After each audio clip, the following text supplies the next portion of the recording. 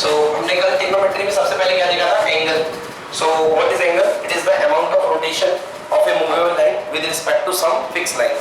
Angle हो गया था. उसके बाद हमने बात की थी सिस्टम ऑफ एंगल मेजरमेंट की. System of measurement of angle, basically हमारे पास दो सिस्टम है, one is sexagesimal system, the second is circular system. तो कल दोनों हमने बता दिए थे. और सबसे इंपॉर्टेंट चीज जो थी वो कन्वर्जन थी. तो आपको शायद याद हो 1 degree equals to pi upon 180 radian and 1 radian equal to 180 upon pi degree.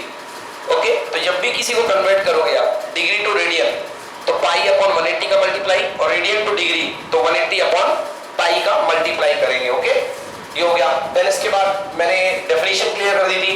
Angle equal to arc upon radius, but it is applicable only in the radian system और you can say circular system. ठीक है ना. फिर इसके बाद radian की value निकाली थी. 1 radian is nearly equal to 57 degree. Clear है. Next trigonometric ratios. हम ट्रिग्नोमेट्रिक रेशियोज हमने चारों आपके क्वाड्रेंट बताए थे. First quadrant, second quadrant, third quadrant, fourth quadrant. Okay, ये चारों क्वाड्रेंट पे हमने बताया था आपको कि कौन कौन से ट्रिग्नोमेट्रिक रेशियोज पॉजिटिव होते हैं और कौन कौन से नेगेटिव होते हैं, जिसमें हमने आपको ASTC रूल बताया था. याद है आपको? ASTC मतलब ASTC. फर्स्ट में ऑल पॉजिटिव. फर्स्ट क्वाड्रेंट कहां से कहां तक जाएगा? 0 टू 90 डिग्री. 90 डिग्री मतलब कितने रेडियन? π/2 रेडियन. ओके, फिर सेकंड कहां जाएगा? 90 टू 180 मतलब π/2 to pi radian. Okay, third कहां जाएगा? 180 टू 270. देखो 0 से 90 प्लस 90 180 प्लस 90 कितना होगा? 270. तो 270 degree that is 3 π/2 radian. Then ये कितना जाएगा? 360. 360 मींस 2 पाई. 360 मींस 2 पाई. सो ये 360 degree that is equal to 2 pi radian. तो ये रेडियन सिस्टम में हम चलेंगे. तो फर्स्ट क्वाड्रेंट में ऑल पॉजिटिव, सेकंड में साइन पॉजिटिव और उसका उल्टा कॉसेक पॉजिटिव, थर्ड में tan पॉजिटिव और उसका उल्टा कॉट पॉजिटिव, फोर्थ में कॉस पॉजिटिव और उसका उल्टा सेक पॉजिटिव. ये चारों ऐसे होते हैं, है ना. ASTC, add sugar to coffee या all student after school to college. ये करके हम याद कर सकते हैं. ठीक है ना. ओके, क्लियर बेटा. चलिए, अब ये बेसिक आइडेंटिटी है, ये तो आपको आई फील याद होंगी. 10th क्लास में आपने पढ़ के आए हो. cosec theta equal to 1 upon sin theta, sec theta equal to 1 upon cos theta, cot theta equal to 1 upon tan theta, sin square theta cos square theta का sum 1 होता है, sec square theta equal to 1 plus tan square theta, cosec square theta equal to 1 plus cot square theta. इनके बिना अपना काम चलना नहीं है. फिजिक्स पैरेलल चलेगी, ये पहले ही बता चुका हूं. All positive, sin positive, tan positive and cosine cosec cos positive. अब ये देखिए ये वैल्यूज है ट्रिग्नोमेट्रिक वैल्यूज इन एंगल्स पे. तो 90 डिग्री तक वैल्यूज तो आपको याद थी. ठीक है, लास्ट ईयर आपको 90 डिग्री तक वैल्यूज याद थी. आज का कंसर्न क्या है कि हमको 120 से लेके अभी तो 180 दिया हुआ है ना, हमको आगे की वैल्यूज याद करनी है. ठीक है ना, हमको आगे की वैल्यूज याद करनी है. अभी थोड़े समय में मैं आपको वैल्यूज याद करना सिखा देता हूँ, बट अभी ये सारे फॉर्मूले आपको याद करने पड़ेंगे. अब आपको देख के ही ऐसा लग रहा होगा, अरे इतने सारे फॉर्मूले कैसे याद करेंगे. लास्ट ईयर 90 माइनस थीटा वाले 5-6 फॉर्मूले आपने याद किए थे. याद होगा आपको. sin 90 minus theta cos theta, cos 90 minus theta sin theta, tan 90 minus theta cot theta, cot 90 minus theta tan theta. sec को cosec में कन्वर्ट कर देते और cosec को sec में कन्वर्ट कर देते. Those formulas are called complementary angle formula. क्या कहलाते हैं? कॉम्प्लीमेंट्री. बिकॉज थीटा का कॉम्प्लीमेंट्री एंगल क्या होता है? 90 माइनस थीटा. थीटा का जो कॉम्प्लीमेंट्री एंगल हुआ करता है that is 90 minus theta. Okay, तो उन फॉर्मूलेस को हम कॉम्प्लीमेंट्री फॉर्मूलेस कहा करते थे, कॉम्प्लीमेंट्री एंगल्स कहते थे उन एंगल्स को. अब आइए मैं आपको सिखा रहा हूं कि इन फॉर्मूलेस को आप कैसे फाइंड करोगे. ठीक है ना. तो बच्चों अभी अच्छी खबर ये है कि आपके सामने जितने क्वेश्चन आने वाले वो डिग्री में है ना. मतलब रेडियन आपको ज्यादा परेशान नहीं कर रहा. ये जो क्वेश्चन दिए मैंने सारे डिग्री में दिए हैं. अब मैं आपको सिखा रहा हूं कि सारे फॉर्मूलेस आप कैसे बदलोगे. क्लियर है? आप फॉर्मूलेस कैसे बदलोगे. देखो, तो देखिए जैसे यदि आपके पास अब सारे फर्स्ट यहां का फॉर्मूले आपको, ये जो एंगल है ये क्या है 90, तो 90 माइनस थीटा किसमें होगा? 90 माइनस थीटा किसमें होगा? फर्स्ट क्वाड्रेंट में 90 से कुछ कम ही तो हो रहा है, 90 माइनस थीटा फर्स्ट क्वाड्रेंट में होगा। ओके, तो आपको याद होगा sine 90 minus theta equal to क्या होता था? Cos theta. Cos 90 minus theta that is equal to sine theta. Okay, then tan 90 minus theta cot theta, tan 90 minus theta equal to cot theta.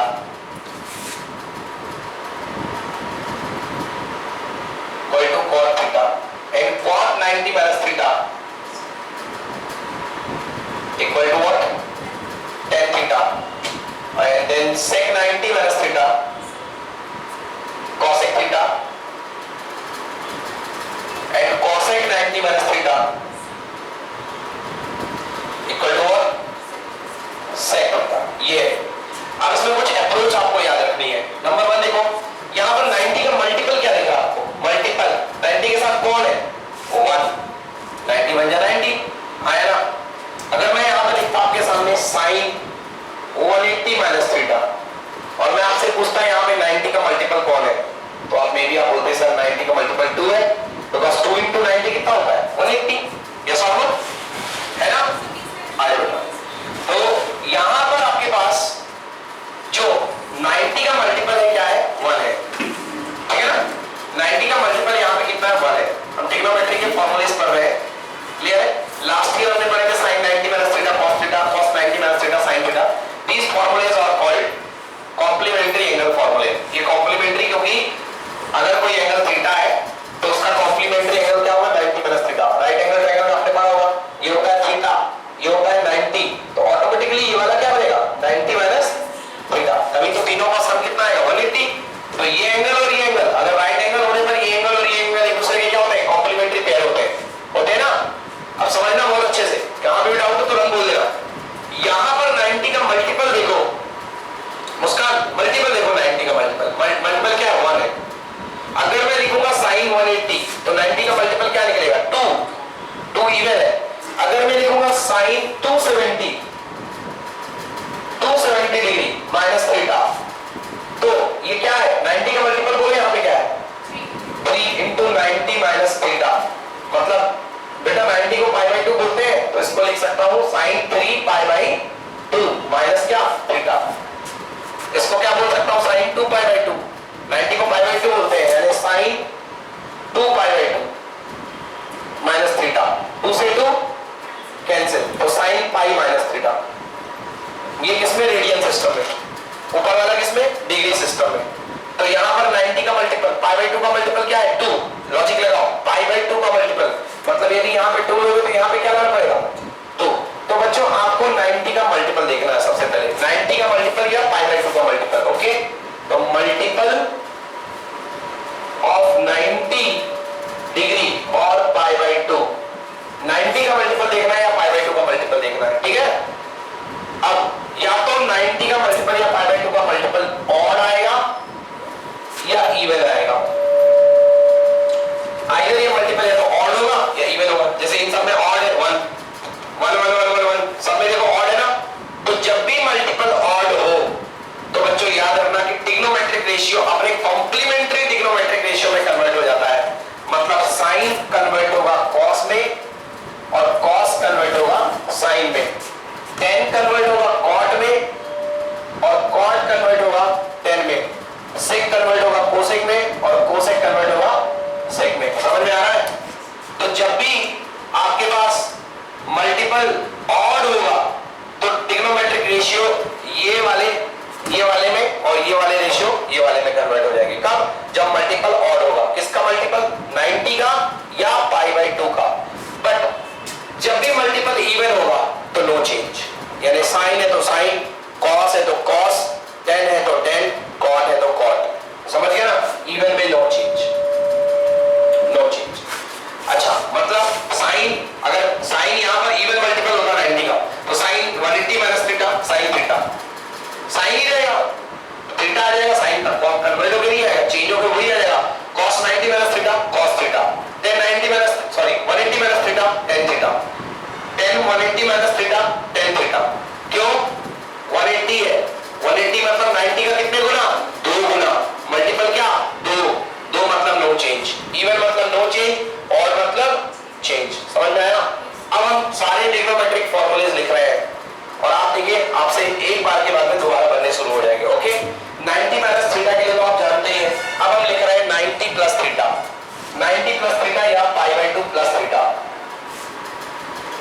90 plus theta या pi by 2 plus theta. देखिए मैंने कहा sine 90 plus theta, okay, cos 90 plus theta, tan 90 plus theta, cot 90 plus theta, sec 90 plus theta और cosec 90 plus theta. ठीक है, ये सारे trigonometric formulas आपको बनाने हैं।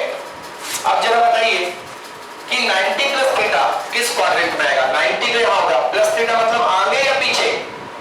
आगे, मतलब कौन सा क्वाड्रेंट में कूदेगा? कौन से में कूदेगा? सेकंड में जाएगा ना, थीटा एक्यूट एंगल है, तो 90 में अगर आप थोड़ा सा कुछ जोड़ोगे तो सेकंड में तो आएगा ना। तो ये हो गया सेकंड क्वाड्रेंट। सेकंड क्वाड्रेंट किसका घर होता है? साइन का घर, मतलब साइन पॉजिटिव और उसका उल्टा कॉसेक पॉजिटिव, मतलब ये लोग और ये लोग क्या होते हैं? पॉजिटिव, बाकी के सारे क्या? तो ये लगा दिया नेगेटिव नेगेटिव नेगेटिव नेगेटिव, बाकी ये क्या? पॉजिटिव, कुछ मत लगाओ। समझ में आया? अब 90 का मल्टीपल देखो क्या है, इवन या ऑड? ऑड, मल्टीपल मान लेना। ऑड में चेंज की नो चेंज? चेंज। साइन किसमें चेंज? साइन किसमें चेंज? साइन का कॉम्प्लीमेंट कौन? कॉस, कॉस का साइन, टेन का कॉट, कॉट का टेन, वही वाले लास्ट ईयर वाले। हाँ, तो साइन किसमें चेंज? कॉस में। तो sine 90 plus theta equal to cos theta, sine 90 plus theta equal to cos theta. तो answer is cos theta. Cos 90 plus theta minus तो लगा दिया minus sine theta, tan 90 plus theta cot theta, cot 90 plus theta minus tan theta, sec 90 plus theta cosec 90 plus theta. समझ में आया? कोई दिक्कत? अब इसका फायदा क्या है? मैंने बोला मुझे बताओ वैल्यू tan 120 डिग्री की। अरे सर हमने तो याद ही नहीं करी है tan 120 डिग्री की। डोंट वरी, कितना है ये लिखा है? tan 90 plus 30। बोलो यस। कौन सा क्वाड्रेंट? कौन सा क्वाड्रेंट? सेकंड। किसका घर? ये दूसरे के घर में घुसा ना, अभी तो 10 है ना, मतलब वैल्यू क्या? नेगेटिव। 90 का मल्टीपल ऑड या इवन? ऑड। चेंज की no change? No change. Change. 10 किस में चेंज होता है? कॉट में। तो 10 चेंज होगा कॉट में, और थीटा की जगह कौन बैठा है? 30। Answer cot 30। कॉट 30 माइनस तो माइनस है, कॉट 30 की वैल्यू लास्ट ईयर पड़ी थी, क्या थी? √3। क्या थी? √3। तो आंसर माइनस √3। क्लियर हो गया? एक और वैल्यू निकालता हूं, cos 150, cos 150 यस और no equal to cos of 90 plus कितना? 60, cos 90 प्लस 60। ओके, कौन सा क्वाड्रेंट? Second quadrant. कौन सा क्वाड्रेंट? Second quadrant. किसका घर? ये कौन है? cos। पॉजिटिव है negative? Negative. Negative cos, negative आ गया। अब cos 90 का मल्टीपल इवन या ऑड? ऑड। 90 है ऑड, 180 है इवन। चेंज की नो चेंज? चेंज। किसमें? साइन में। cos का कॉम्प्लीमेंट साइन, और कितने डिग्री? 60 माइनस साइन की, साइन 60 की वैल्यू लास्ट ईयर √3/2, 1/2 पॉजिटिव थी। ओके, क्लियर हुआ? इससे सारी वैल्यू हम निकाल सकते हैं, ठीक है ना? चलो नेक्स्ट ये होगा। अब मैं पूछ रहा हूं आपसे, देखो ये हो गया 90, अभी तो मैंने बताया 90 प्लस थीटा, ये इसी को बोलते हैं π/2 प्लस थीटा, π/2 प्लस थीटा, क्योंकि 90 का मतलब π/2 है ना? अब मैं बोल रहा हूं आपसे sine of 180 minus theta, 180 minus theta. Clear है? हाँ, 90 का मल्टीपल इवन या ऑड? हाँ, कहां ऑड? 90 का मल्टीपल 2 है ना? This is 2 times of 90, yes और नो? 2 टाइम्स ऑफ 90, 180 है ना? Change no change? No change. समझ गया ना? तो sine 180 minus theta, cos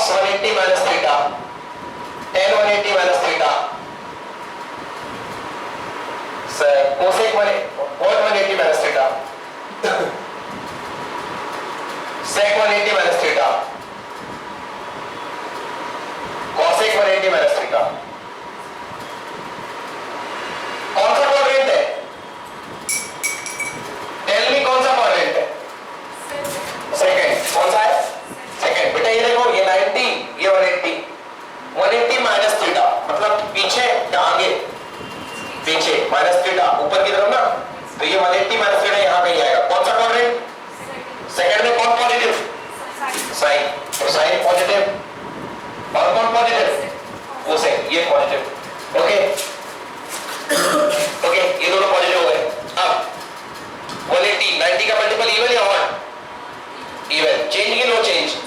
no change. तो साइन 180 माइनस थीटा क्या आएगा? Sine theta. हाँ, कॉस 180 माइनस थीटा और माइनस, इनमें माइनस लगा दो पहले, ये माइनस ये minus, tan 180 minus theta minus tan theta, cot 180 minus theta minus cot theta, sec 180 minus theta minus sec theta. आया समझ में? कोई दिक्कत? अब आपको ये वैल्यू निकालनी थी cos 150, देख लो अभी अपन ने 90 के आगे बढ़ा के निकाला, अब 180 के पीछे घटा के निकालेंगे, है ना? आपको निकालना है कितना? cos 150, cos of 150 degree. खुश?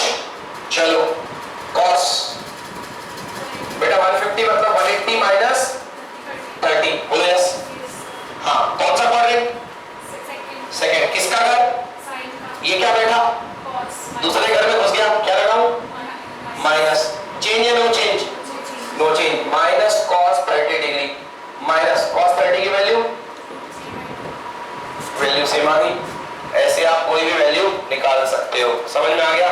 नोट करना है कि बना लोगे घर में? बना लोगे ना? होमवर्क लिखो क्या क्या बना के लाना है, जितने लिख रहा हूं बना के लाना आपको है, कॉपी में सारे बना करके लाना है, ठीक है? पहला लिखो 90 माइनस थीटा और π/2 माइनस थीटा के लिए, दूसरा 90 प्लस थीटा और π/2 प्लस थीटा, तीसरा 180 माइनस थीटा और π minus theta, fourth 180 plus theta और π plus theta, fifth 270 minus theta और 3π/2 minus theta, then 270 plus theta और 3π/2 plus theta, fourth 360 minus theta, इसी को बोलते हैं 2π माइनस थीटा, फिफ्थ 360 प्लस 6 हो गया 360 माइनस थीटा और 2π प्लस थीटा। सारे इनके बना करके लेके आ गए।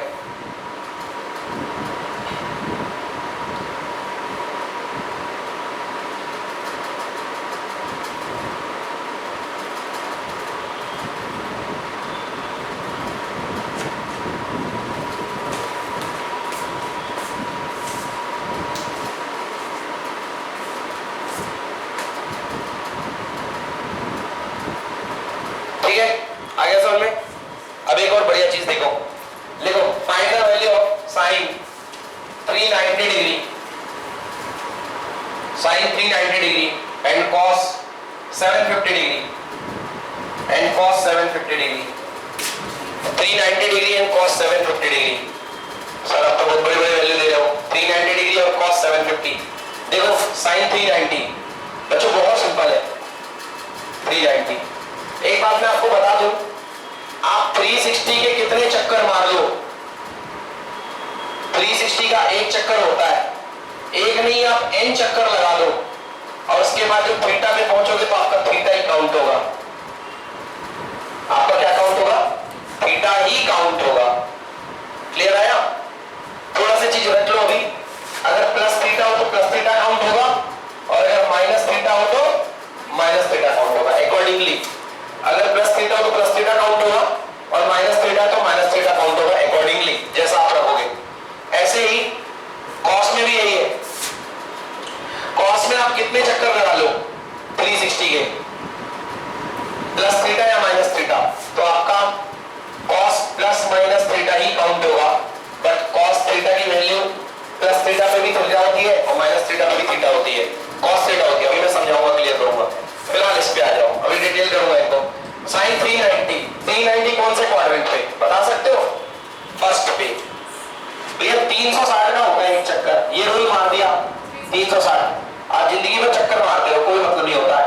आगे कितना चल गया 30, मतलब आपका डिस्प्लेसमेंट मेनली कितना 30 ही तो है ना? तो 390 क्योंकि यहां से चले घूम करके आ गए एंगल 360, तो इसको लिख सकते हो साइन 360 प्लस कितना 30। अब देखो मैंने अभी बताया था कौन सा क्वाड्रेंट? फर्स्ट क्वाड्रेंट मतलब कौन सा sine? Positive, all positive. Okay, sine 360 90 का कौन सा मल्टीपल? इवन या ऑड? इवन। 94 जा तो इवन मल्टीपल मतलब नो चेंज। आंसर कितना? साइन 30। आ गया ना? क्या इस 360 का कोई मतलब हुआ? सीधे इसका मतलब हुआ साइन 30। आंसर कितना आएगा? 1/2। समझ में आया?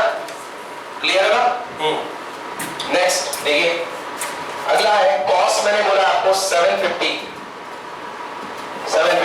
देखो cos बेटा इसको लिख दो 360 प्लस 360 प्लस 30, ये हाल है। cos 360 प्लस 360 प्लस 30, cos 360 और 360 के एक चक्कर और दो चक्कर, कितने दो चक्कर हो गए, मतलब ही नहीं है, वहीं पर आ गया है ना। cos 720 मतलब दो चक्कर हो गए। आप इसको ऐसे भी लिख सकते हो cos of 2 times of 360 plus कितना 30। देखो आप ये पहला चक्कर, ये दूसरा चक्कर, अब इसके ऊपर आप 30 चल रहे हो, यहां पर आ गया 30 डिग्री। काउंट क्या होगा 30, क्योंकि ये हो गया इवन मतलब नो चेंज, और लास्ट वाला तो ये हो गया cos 30, क्योंकि फर्स्ट क्वाड्रेंट मतलब साइन क्या पॉजिटिव। आंसर कितना √3/2। समझ में आ गया।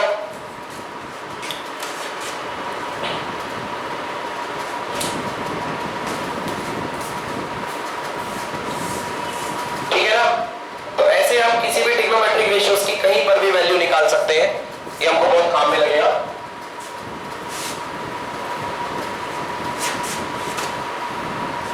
लिखो next, trigonometric ratios of negative angle. Trigonometric ratios of negative angle. बच्चों नेगेटिव एंगल मतलब क्लॉकवाइज एंगल। अब आपके पास ये है, ये कोई एंगल है, आपने कॉरेस्पॉन्डिंग एंगल ले लो, ये आपने एंगल ले लिया थीटा। तो इस थीटा में कुछ आपके पास परपेंडिकुलर की लेंथ होगी, कुछ आपके पास बेस होगा, ठीक है ना। अगर आपने इसी एंगल को नीचे बना लिया, मतलब ऊपर प्लस 30 है और नीचे और कुछ हाइपोटेनस होगा, हाइपोटेनस हमें पॉजिटिव, अगर आपने इसको नीचे बना लिया, ये देखो, तो नीचे इसी एंगल को बना रहे हो, मतलब इसी अमाउंट का, अगर ऊपर प्लस थीटा ले रहे थे, नीचे माइनस थीटा ले रहे हो, तो ऊपर यदि परपेंडिकुलर प्लस p बन रहा था, तो नीचे क्या बनेगा हाइट चेंज हो जाएगी, बस नेगेटिव आ जाएगा। हाइपोटेनस का ऑलवेज क्या होता है पॉजिटिव, बेस अभी भी प्लस b ही रहेगा ना, क्योंकि बेस किस तरफ है x एक्सिस की पॉजिटिव साइड में, बट ये नेगेटिव में हो गया, परपेंडिकुलर नेगेटिव हो गया। अब जरा देखो sin थीटा इक्वल टू कितना आएगा p अपॉन h आएगा, ये हो गया sin थीटा। हम देखते हैं हम क्या चाह रहे हैं, हम ये चाह रहे हैं कि अगर sin 30 की वैल्यू 1/2 है तो sin -30 की वैल्यू क्या हो जाएगी, हम ये पता करना चाह रहे हैं। क्या ये वैल्यू भी नेगेटिव हो जाएगी, हम ये पता करना चाह रहे हैं। चलिए, तो sin theta equal to p upon h है। Now sin -theta equal to perpendicular क्या हाइपोटेनस क्या h, तो sin -theta equal to minus के p अपॉन, और p अपॉन h किसके इक्वल आया था sin थीटा के, p अपॉन h किसके इक्वल था, ये देखो ना, p अपॉन h किसके इक्वल sin थीटा के, मतलब sin of -theta equal to क्या sin थीटा। मतलब इसकी वैल्यू पहले थी अगर 1/2, तो अब इसकी वैल्यू कितनी आएगी -1/2, क्योंकि ये माइनस बाहर आ जाएगा इस फॉर्मूले से। sin -theta equal to sin theta, तो it will become sin 30 that is equal to -1/2। समझ में आया। तो ऐसे ही जिसमें परपेंडिकुलर आता है वो सारे के सारे नेगेटिव हो जाएंगे, क्योंकि परपेंडिकुलर नेगेटिव कर देगा, बट जिसमें परपेंडिकुलर नहीं आता उनको कोई फर्क नहीं पड़ेगा। जैसे cos, तो cos का आप लोगे cos theta base upon hypotenuse अभी भी, और cos का नेगेटिव तो बेस अपॉन हाइपोटेनस, तो cos -थीटा भी वही आएगा और cos थीटा भी वही आएगा। समझ में आ रहा है ना। तो देखो आइडेंटिटीज बनेगी, sin -थीटा इक्वल टू क्या sin theta, sin -theta equal to sin theta, मतलब sin जो है नेगेटिव को बाहर फेंक देगा। sin -theta equal to sin theta, sin जो होगा नेगेटिव एंगल को बाहर फेंक देगा। क्लियर है ना, sin नेगेटिव एंगल को बाहर की तरफ फेंक देगा। देन नेक्स्ट, इसी तरीके से cosec of -theta equal to cosec theta, tan of -theta अभी तो cos का बताना है, cos -थीटा, बोलो क्या होगा cos थीटा या cos थीटा, cos थीटा। समझ में आ रहा बेटा, cos थीटा, बिकॉज दोनों ही पॉजिटिव है, बेस हाइपोटेनस दोनों पॉजिटिव है, ठीक है ना।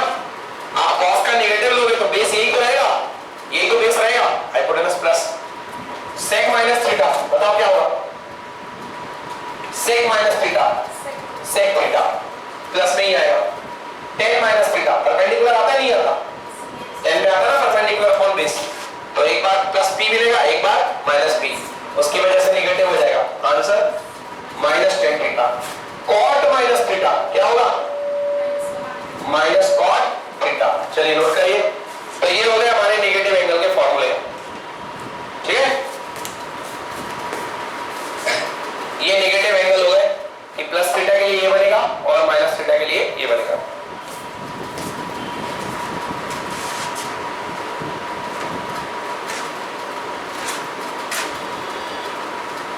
देखो बच्चों, क्लियर हो गए?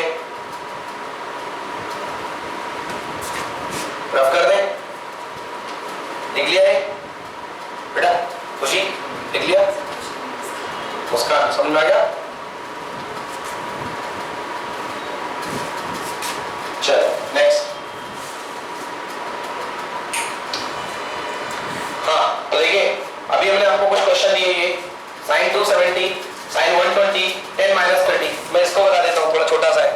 10 माइनस 30, 10 में माइनस बाहर आ जाता है ना, नेगेटिव, तो क्या हो जाएगा? Minus 10 30, minus 10 30। और आप ये तो जानते हो 10 30 का होगा 1/√3, तो आंसर कितना होगा? माइनस 1/√3। क्लियर ना? बन जाएगा? तो ये हो गया। आगे बढ़ते हैं। ये सारे के सारे आपको करके लाने है ना, ये आप चेक करिएगा। Okay next, some important trigonometric फॉर्मूले। अब बच्चों इनको तो आपको याद करना पड़ेगा, बिल्कुल इसमें मैं आपकी कोई मदद नहीं कर सकता हूं, आप इनको याद कर लो, मेहनत कर करके इनको आप याद कर लो, ठीक है ना। मैं आपको ये बता देता हूँ इंपॉर्टेंट कौन कौन से, ठीक है ना। तो मैं इंपॉर्टेंट बता देता हूँ। देखो ये इंपॉर्टेंट है, सेकंड वाला इंपॉर्टेंट है, थर्ड वाला इंपॉर्टेंट है, फोर्थ है, फिफ्थ बहुत ज्यादा है, फिफ्थ बहुत ज्यादा है, ठीक है ना। sin 2a equal to 2 sin a into cos a, ठीक है ना। सिक्स्थ वाला बायोलॉजी वालों के लिए नहीं इंपॉर्टेंट, ये ज्यादा नहीं है बायो के लिए। सेवेंथ वाला भी बायो के लिए इंपॉर्टेंट नहीं है। हाँ ये सॉरी एट्थ वाला, सेवेंथ वाला इंपॉर्टेंट है, ये नाइन्थ वाला इंपॉर्टेंट है, ये 9th 10th 11th 12th चारों बहुत इंपॉर्टेंट है, ये आपको याद करने पड़ेंगे। अब मैथ्स में जब मैं पढ़ाऊंगा ट्रिग्नोमेट्री तो मैं इनको ड्राइव कराऊंगा, बट बायोलॉजी में ड्राइव कराने से आपको 0 मार्क्स का भी फायदा नहीं होगा। तो इस चैप्टर में फिजिक्स में इसका कोई यूटिलाइजेशन नहीं है, केवल आपको इनको याद करना है, केवल आपको इनको याद करना है। समझ में आ गई मेरी बात? जरा देखो, थोड़ा सा हेल्प कर देता हूं आपकी। sin a प्लस b का फॉर्मूला होता है sin a into cos b plus cos a into sin b। इनको बोलते हैं एडिशन एंगल फॉर्मूला। देखो इसमें दो एंगल का क्या हो रहा है? एडिशन हो रहा है। तो sin a into cos b plus cos a into sin b, ये होता है, ठीक है ना। तो आपको चाहिए sin 2a, क्या चाहिए? sin 2a, ये वाला फॉर्मूला चाहिए। तो आप इसको क्या लिख सकते हो? sin a प्लस a तो लिख सकते हो ना, a प्लस a को तो 2a बोलते हैं। तो आपने क्या किया? sin a प्लस b में b की जगह भी a पुट कर दिया, b की जगह में क्या पुट कर दिया? a। फॉर्मूला बनाओ, sin a into cos a plus cos a into sin a, वही दो बार, तो क्या हो गया? 2 sin a cos a। समझ में आया? तो ऐसे आप इसको थोड़ा सा याद कर सकते हो, ये इंपॉर्टेंट फॉर्मूला है। अच्छा जरा देखो बच्चों, ये डबल एंगल फॉर्मूले का यूटिलाइजेशन। जब आप 2a दे रहे हो तो आपको अंदर में क्या मिल रहा है? a। जब आप डबल एंगल दे रहे हो तो आपको सिंगल एंगल मिलेगा, मतलब जो एंगल यहाँ पे दोगे उसका आधा जिस्ट एंगल आपको मिलेगा। तो इस थोड़ी सी जगह जो है यहाँ पे आप अपनी कॉपी में लिखो। अगर आप a दोगे, बट पहले बताओ मुझे, लिखना बाद में। अगर आप a दोगे तो आपको यहाँ पे क्या मिलेगा? अरे आधा मिलेगा बेटा, 2a का a मिल रहा है, तो a का क्या मिलेगा? a/2। क्या मिलेगा? a/2। तो sin a equal to 2 sin a/2 cos a/2। तो अगर कब अब ये कोई फॉर्मूला लिख दे आपके सामने तो आप ढूंढना मत, परेशान मत होना। sin a equal to 2 sin a/2 cos a/2। समझ में आया? कोई दिक्कत? तो ये फॉर्मूले आपको याद करने पड़ेंगे। अब इनके एप्लीकेशन कैसे है वो मैं आपको बताऊंगा अभी, इनके क्वेश्चंस, जिससे कि आपकी आदत पड़ जाए इनको निकालने की। ओके चलिए, ये हो गया।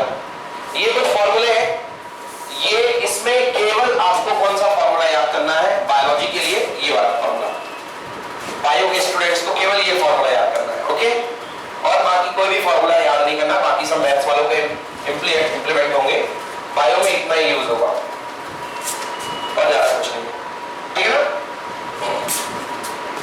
इनके आप डिटेल में प्रूफ पढ़ेंगे। आज आप याद कर लो, ज्यादा बढ़िया है। नहीं याद करोगे तो कहीं ना कहीं तो आपको याद करना पड़ेगा। एक क्वेश्चन मैं आपको बता देता हूं फिर भी कि इसका यूज कैसा है। जैसे मैंने बोला आपसे कि मुझे बताइए आप साइन 15 डिग्री की वैल्यू बताइए। ये मैंने बताया। अब आप बोलोगे सर साइन 15 तो हमारे टेबल में था ही नहीं, हमने पढ़ा ही नहीं है। ठीक है, नहीं था। अब देखो इसकी वैल्यू कैसे निकाल सकते हो। साइन 15 को साइन आपको 45 की तो पता है ना, आपको 30 की तो पता है ना। क्या 45 माइनस 30 लिख सकते हो? बिल्कुल लिख सकते हो।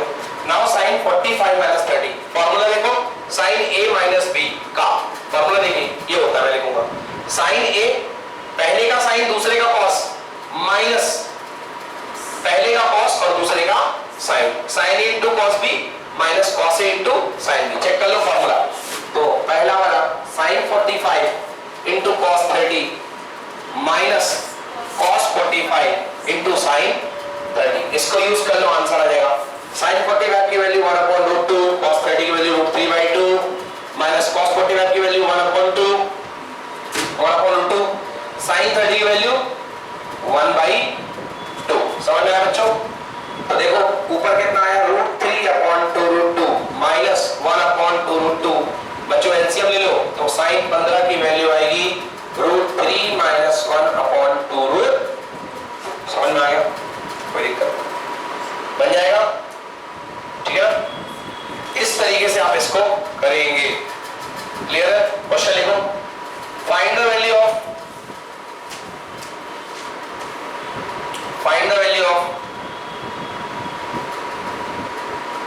cos 75, find the value of cos 75। cos 75 की वैल्यू फाइंड करना है। cos 75 की वैल्यू कैसे करोगे बोलो? 90 माइनस 21, ये 15 ना, 90 माइनस 15। फिर क्या करेंगे, फॉर्मूला लगाएंगे? नहीं लगाएंगे। क्यों लगाएंगे? आपके पास आंसर बैठा हुआ इसलिए लगाएंगे। cos 75 को लिख सकते हो, cos 75 को क्या लिख सकते हो, 90 माइनस 15। बोलो हाँ या ना? और लास्ट ईयर पढ़ा है cos 90 माइनस थीटा क्या होता है, sin थीटा। तो ये आ गया कितना, sin 15। और sin 15 की वैल्यू तो ये निकाल चुके हो ना अभी, क्या, √3 माइनस 1/2√2। समझ में आया ना? कोई दिक्कत?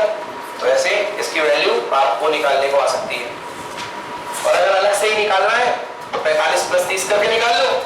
थोड़ा सा अगर ये नहीं पता आपको तो 45 प्लस 30 करके भी निकाल सकते हो। cos 45 प्लस कितना, 30। अब इसमें फॉर्मूला लगेगा cos a प्लस b का, cos a प्लस b का फॉर्मूला लगा के आप इसकी वैल्यू निकाल सकते हो।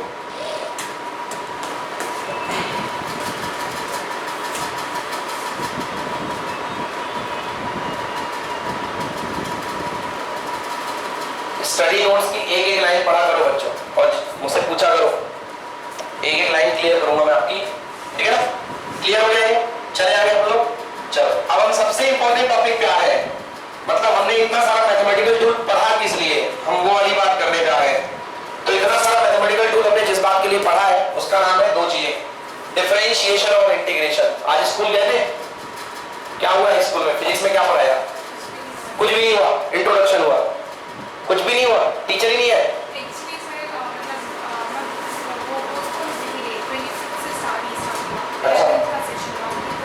अच्छा बाकी हो गए 11:25 से। आप भी गए थे? नहीं गए थे। Okay, differentiation. अब हम पढ़ने जा रहे हैं डिफरेंशिएशन। ठीक है ना? डिफरेंशिएशन अब बताएंगे क्या होता है डिफरेंशिएशन। तो डिफरेंशिएशन सबसे पहले उसके जानने के पहले आप जान लो फंक्शन। फंक्शन का मतलब क्या होता है? फंक्शन तो वैसे बहुत बड़ा है, इतना बड़ा चैप्टर कि एक महीने पढ़ाऊंगा तो खत्म नहीं होगा।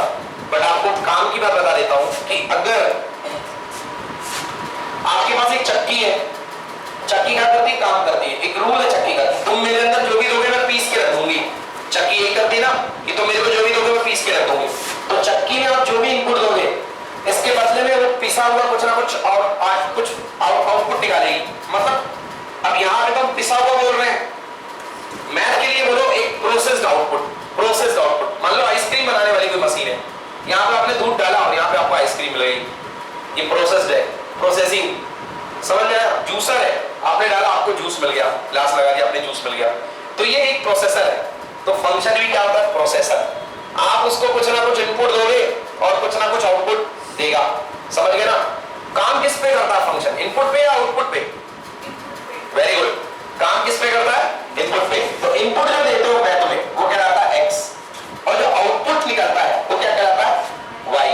तो जो आउटपुट होता है, output is the function of input, output is the function of input. मतलब जैसा कर्म करोगे वैसा फल पाओगे। ये output are the function of your input. समझ में आया कुछ कुछ? तो आप जैसा इनपुट दोगे वैसा आपको आउटपुट मिलेगा।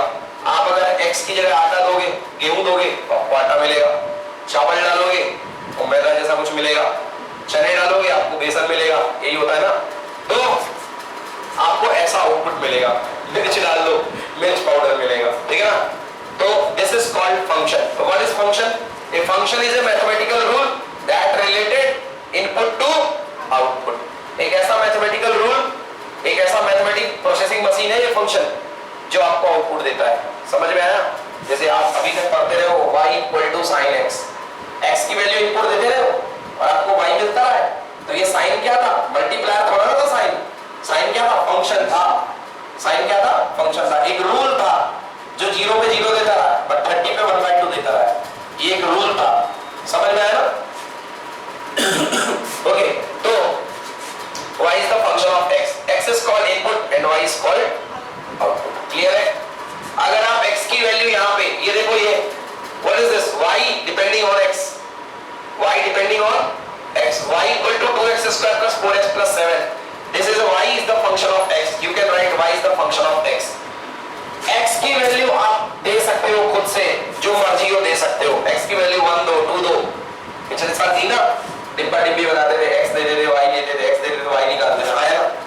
ज्यादातर क्या करते थे आप? x देते थे और y निकालते थे।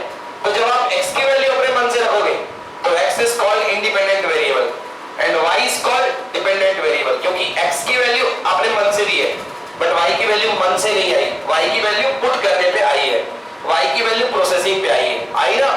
तो y की वैल्यू प्रोसेसिंग पे डिपेंड कर रही है। अगर प्रोसेसर बदल दोगे तो y की वैल्यू भी बदल जाएगी। समझ में आया ना? आइसक्रीम बनाने की जगह आपने कुछ और बनाने का प्रोसेसर लगा दिया तो डालोगे तो आप उसमें ऑरेंज, मगर कुछ और प्रोसेस होकर के आ जाएगा। मान लो आपने उसका सूप बनाने का रख दिया प्रोसेसर, तो ठंडा नहीं बन के आएगा, वो गर्म बन के आएगा। सूप पी लो, है ना? फिर वो सूप निकल करके आएगा। क्लियर ना? टमाटो जूस, टमाटो सूप अलग अलग है ना? एक जूस एक सूप। तो प्रोसेसर पे डिपेंड करता है। तो y x is independent and y is dependent. y is the dependent. This is processed output. ठीक है ना? सिमिलरली x की वैल्यू चेंज कर दी, y की वैल्यू बदल गई। देख लो, x की वैल्यू 1 पर y की वैल्यू 13, x की वैल्यू 2 पर y की value 23. So this is function. This is called function. अब बच्चों देखो जरा, x की वैल्यू तुम बदल रहे हो तो y की वैल्यू बदल रही है कि नहीं बदल रही है? बदल रही है ना? x की वैल्यू बदल रहे हो तो y की वैल्यू बदल रही है ना? मन में एक इच्छा आती है कि सर हमें ये पता करना है कि x के बदलाव के साथ y में कितना बदलाव हुआ है। मान लो तुम खाना खाते हो, थोड़ी देर के लिए तुम खाना खाते हो तो आपकी हेल्थ अच्छी होती है, आप तंदुरुस्त होते हो, अच्छे होते जाते हो, है ना? तो मतलब your health is the function of your food या meal. Your health is the function of your meal. आप जैसा खाना खाओगे वैसे आपकी हेल्थ होगी। चलो और अच्छा इंटरटेनिंग और अच्छा इंटरेस्टिंग एग्जांपल लेता हूं। Your marks are the function of your study hours. बोलो हाँ या ना? इससे तो डिनाई नहीं कर सकते हो। वो बात अलग है, सर मैं तो 9 घंटे भी पढ़ती हूँ फिर भी मेरे उधर ही मार्क्स आ रहे हैं। तो your marks are the function of your study hours. हाँ या ना? स्टडी आवर्स बदलोगे तो मार्क्स भी बदलेंगे। चेंज होगा स्टडी आवर्स में, स्टडी आवर्स बहुत बढ़ा दिए तो मार्क्स भी बहुत बढ़ जाएंगे। मतलब कहीं ना कहीं स्टडी आवर्स प्रोसेस होकर के मार्क्स के रूप में बदलते हैं। तो study marks are the function of study hours. अब आपके मन में ये होगा यार मेरे को पता करना है कि मैं इतनी सी स्टडी करती हूँ तो मेरे मार्क्स में कितना वेरिएशन आएगा। अगर मैं 1 सेकंड, कितना अच्छा लगेगा अगर मैं 1 सेकंड पढ़ूं और उसमें मेरे को पता चल जाए कितने मार्क्स आने वाले हैं, तो मैं उसके हिसाब से इतना सारा पढ़ लूं उतने सेकंड और ठीक है मेरे लिए काफी मार्क्स है। अगर मेरे 1 सेकंड में मार्क्स बढ़ रहे हैं 0.01 तो 100 सेकंड में कितने बनेंगे? 1 मार्क्स। भाई 1 सेकंड में आपके मार्क्स आ रहे हैं कितने? 0.01। अगर 1 सेकंड में आपके मार्क्स में चेंज हुआ, मैं चेंज की बात कर रहा हूं, अगर 1 सेकंड में आपके मार्क्स में चेंज हुआ 0.01, तो 100 सेकंड में आपके मार्क्स में कितना चेंज हुआ? 100 का मल्टीप्लाई करो ना, 1 का चेंज हुआ। मतलब यदि आप 1000 घंटे पढ़ लोगे, एक मिनट,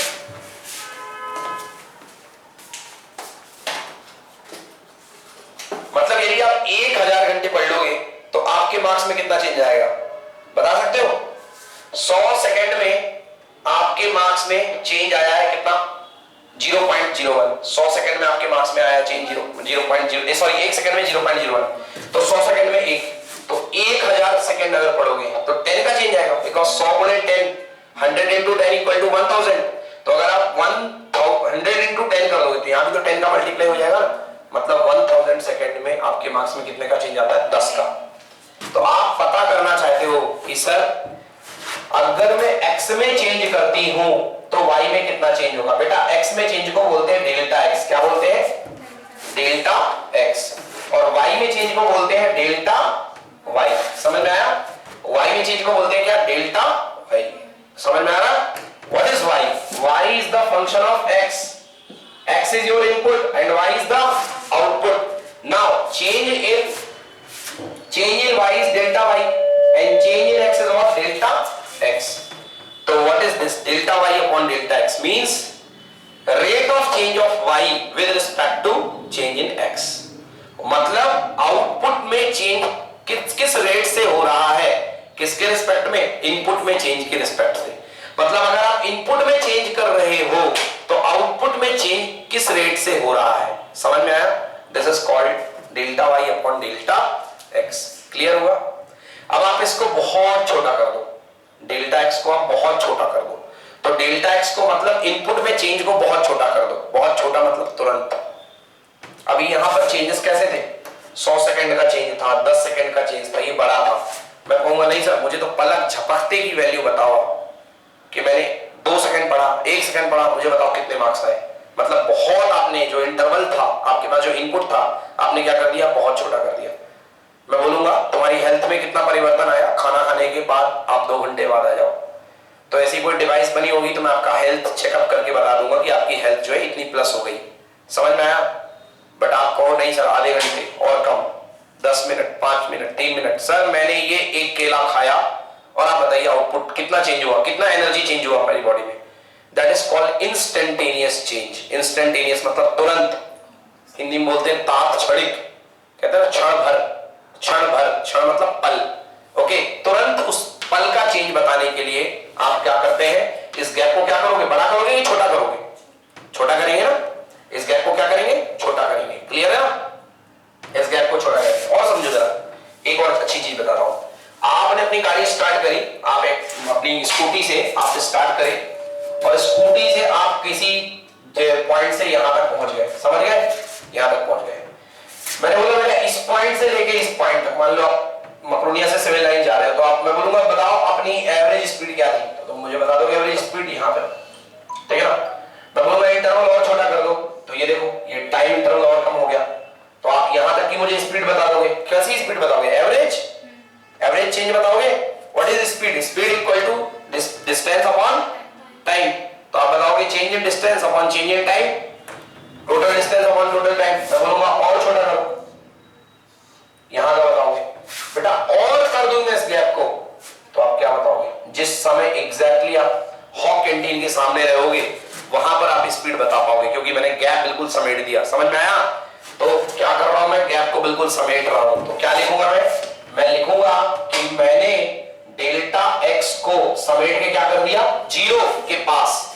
जीरो एग्जैक्टली नहीं कर दिया, जीरो के बिल्कुल पास में कर दिया। गैप को जितना कम कर सकता हूं कम कर दिया। और यहां लिखूंगा लिमिट। तो limit of delta x tends to zero, limit delta x tends to zero. बेटा ये जो नोटेशन कहलाता है, this notation is called differentiation of y with respect to x। मतलब सिंपल बच्चों, delta y upon delta x को ही क्या बोला जाता है? dy by dx। बट कब? ये थोड़ा एवरेज चेंज होता है और ये होता है इंस्टेंटेनियस चेंज। ये एवरेज होता है मतलब बड़े चेंज के लिए, और ये होता है पल भर के चेंज के लिए। जब आपको तुरंत का चेंज नापना हो तो आप क्या करते हो, dy by dx। Any problem? Clear हुआ? तो आपको dy by dx, तो dy by dx is called what? This is the differentiation of y with respect to x। Okay, तो dy by dx एक टूल है, tool, this is independent tool. dy by dx किस पे operate होगा, y पे। Operate किस पे होगा, y पे, because y is the function of x। y is the function of x, y जो है x का फंक्शन है, ठीक है ना। y जो है वो किसका फंक्शन है, x का। तो आप यदि d by dx आपने लगाया तो y पे ऑपरेट होगा। इसका मतलब आप कैलकुलेट करना चाह रहे हो change of y with respect to x। Okay, आपने वहां पे वो लिमिट क्यों यूज की है, del x = यस, इसलिए क्योंकि ये एवरेज चेंज था। एवरेज चेंज को मैं इंस्टेंटेनियस चेंज में बदलना चाह रहा हूं, तो मुझे इस गैप को क्या करना पड़ेगा, कम करना पड़ेगा ना, इसको श्रिंक करना पड़ेगा ना, सिकोड़ना पड़ेगा ना। तो इसलिए मैंने यहाँ पे गैप को सिकोड़ा है, कम किया है, खिसका करके उसको कम लेके आया है। तो that tool is called limit delta x tends to 0। This is not of very much use. Okay, बस समझाने के लिए कि dy by dx आया कहां से, ठीक है ना, dy by dx यहां से आ गया। क्लियर है? मतलब अगर हम किसी भी वैल्यू को कम करते हैं तो हमें लिमिट लगाना कंपल्सरी है। हाँ, डेल्टा x टेंड्स टू 0। अगर आप उसको कम कर रहे हो, बहुत कम कर रहे हो, तो आपको लिमिट लगाना जरूरी है। लिमिट से ही पता चलेगा कि आपने उसको कम किया है। क्लियर हुआ? Okay, so this is differentiation. ये चीज क्या कहलाती है, differentiation. What is basic idea of differentiation? That is the rate of change of one quantity with respect to another quantity.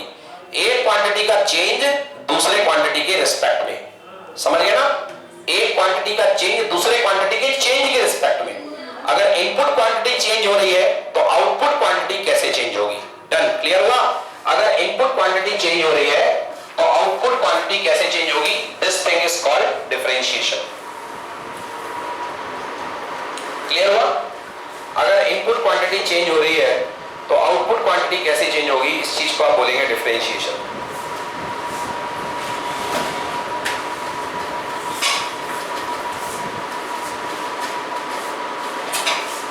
Okay, you have given some basic formula of differentiation in your sheet. आपके पास sheet में कुछ formulas दिए गए हैं basic, उनको आप कल रट के आइए। Okay, dy dx of x की power n equal to nx की पावर n minus 1, ऐसा दिया हुआ है ना, मिल गया नहीं मिला? dy dx of x की power n। Now what is y? This is x की पावर n, y। समझो बेटा, यहाँ देखो, बोर्ड की तरफ देखो। आप dy dx किसका करोगे, फंक्शन का करोगे, तो ये y की वैल्यू है, पर्टिकुलर y की वैल्यू है। तो आपने dy dx ऑपरेट किया किसके ऊपर, x की पावर n के ऊपर। आंसर क्या बनेगा, nx की पावर n minus 1। याद कर लो, ये फॉर्मूला है। अब इस पर सारे फंक्शन बनेंगे। dy dx आप x की पावर n की जगह लो x की पावर 3, आंसर क्या आएगा, 3n। x की पावर 3 minus 1 मतलब कितना, 2। तो this is your differentiation 3x2। Clear हुआ? क्लियर हो गया ना? ये हो गया। कुछ रूल्स उसमें दिए हैं डिफरेंशिएशन के। dy dx of constant c equal to 0। Constant में कोई बदलाव ही नहीं होता है। 6 का डिफरेंशिएशन क्या होगा, 0। क्योंकि इनपुट कितना भी बदल जाए 6 तो 6 ही रहेगा ना, आउटपुट नहीं बदलेगा। तो कांस्टेंट का डिफरेंशिएशन 0। क्लियर है ना?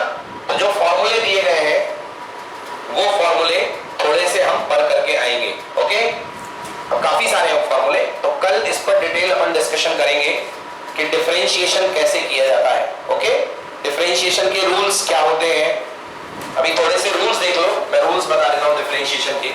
अगर कई सारे फंक्शन है तो डिफरेंशिएशन कैसा होगा, 2 का एग्जांपल लेके बता रहा हूं, वैसे तो बहुत सारे और लग जाएंगे। dy dx ऑफ पहला फंक्शन जिसका नाम होगा फंक्शन f1x, दूसरा फंक्शन f2x, तीसरा फंक्शन f3x। अगर कई सारे फंक्शन है उनका एडिशन है, मान लो यहाँ पर एक फंक्शन है x का, कुछ ना कुछ फंक्शन क्या होगा, जैसे ये लिखा था x² plus x³ plus x की पावर 5। अगर ये फंक्शन है, इन तीनों का डिफरेंशिएशन करना है, तीनों प्लस में है, तो क्या करो, पहले इसका फिर इसका फिर इसका। तो dy dx of first function plus dy dx of second function plus dy dx of third function. Very simple बच्चों, अभी इतनी प्रैक्टिस हो जाएगी इसकी कि तुम चाह के भी नहीं बोल पाओगे इसको, इतना इजी लगेगा ये। समझ में आया? ये हो जाएगा। नेक्स्ट रूल, ये पहला रूल है। अच्छा माइनस हो तो माइनस, बट प्रोडक्ट में मत कर देना कि पहले का प्रोडक्ट दूसरे का प्रोडक्ट तीसरे का प्रोडक्ट। प्रोडक्ट रूल अलग है, डिफरेंट है। ओके नेक्स्ट देखो, dy dx ऑफ कोई कांस्टेंट हो और उसके साथ फंक्शन हो। फंक्शन का मतलब जिसमें वेरिएबल हो, और कांस्टेंट मतलब जो वेरिएबल ना हो। तो क्या करोगे, कांस्टेंट को सम्मान के साथ बाहर बुलाओ और डिफरेंशिएशन किसका कर दो, फंक्शन का कर दो। समझ में आया? एग्जांपल देखो, आपको मैं एक फंक्शन दे रहा हूं, फॉर एग्जांपल एक फंक्शन लेता हूं fx equal to 5x square plus 6x 5x cube. fx equal to, fx ले लो या y ले लो, जो भी मानो, y equal to 5x cube plus 6x square plus root x। ये है। अब इसका क्या, प्लस 2 ले लो, प्लस 2। अब इसका आपको डिफरेंशिएशन करना है। मल्टीपल फंक्शन है, ये पहला है फंक्शन, ये दूसरा फंक्शन, दूसरा पार्ट है, ये तीसरा है, ये चौथा है ना, 4 पार्ट इसमें है। सो dy by dx, क्या आपने ऑपरेट किया, dy dx ऑपरेट किया आपने, y तो गिवन था ना, तो dy dx ऑपरेट किया, तो dy dx इस पूरे में ऑपरेट करो।